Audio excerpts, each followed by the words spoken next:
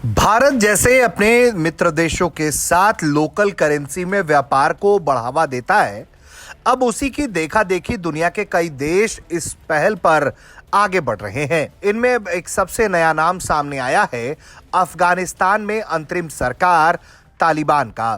तालिबान सरकार चाहती है कि वो दुनिया के कई देशों के साथ अब अपने लोकल करेंसी में ही व्यापार करे। अफगानिस्तान में मौजूद तालिबान की अंतरिम सरकार के मंत्री हाजी नूरादीन अजीजी का कहना है कि अफगानिस्तान और रशिया इस प्रस्ताव पर काम कर रहे हैं कि कैसे हम आपस में एक दूसरे के लोकल करेंसी में व्यापार कर पाएं और यूएस डॉलर का प्रभाव कम कर पाएं। इसके अलावा रशिया अफगानिस्तान के बीच जो मौजूदा व्यापारिक सालाना आंकड़ा है वो $300 मिलियन से अधिक का है।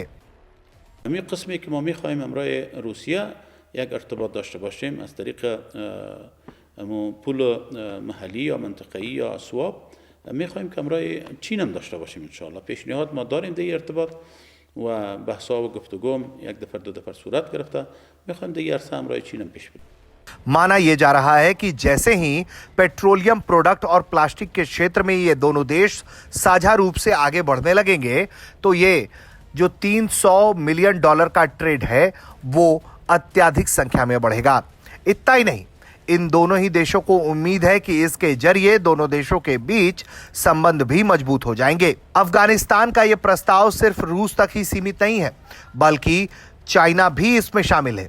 चाइना को भी एक प्रस्ताव दिया गया है जहां तालिबान और चीन आपस में बैठकर यह तय कर रहे हैं कि किस तरह से अफगानिस्तान और चीन की करेंसी का लेन देन किया जाएगा और उसके जरिए व्यापार किया जाएगा। हालांकि अमेरिकी राष्ट्रपति डोनाल्ड ट्रंप लगातार ये बात कहते रहे हैं कि जो लोग भी डॉलर के खिलाफ कैंपेन करेंगे हम उन्हें बर्बाद कर देंगे।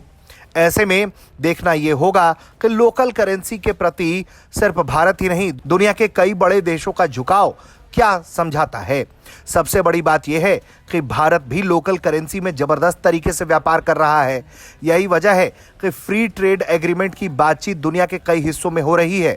जैसे ही उन देशों के साथ फ्री ट्रेड एग्रीमेंट का यह मसौदा पूरी तरह से तैयार हो जाएगा तो दोनों देशों के लिए लोकल करेंसी में व्यापार करना आसान हो जाएगा, क्योंकि दोनों ही देश एक दूसरे के साथ बराबर की संख्या में व्यापार कर सकेंगे। अफगानिस्तान के सामने चुनौती यह है कि उसे लगातार अमेरिकी प्रतिबंधों का सामना करना पड़ रहा है। अमेरिका ने अफगानिस्तान में तालिबान की सरकार आने के बाद उनके फंड्स को सीज कर दिया था, जिससे अफगानिस्तान के सामने कई सारी आर्थिक चुनौतियां खड़ी हैं। ऐसे में अब अफगानिस्तान की सरकार नए नए तरीके तलाश रही है जिसके जरिए वो अपने देश की अर्थव्यवस्था को ठीक कर पाए।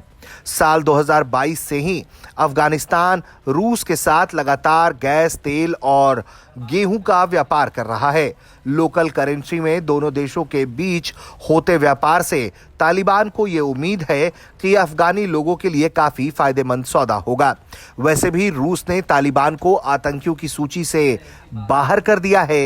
इसके बाद से ही दोनों देशों के रिश्ते काफी तेजी से आगे बढ़ रहे हैं। ब्यूरो रिपोर्ट, भारत तक।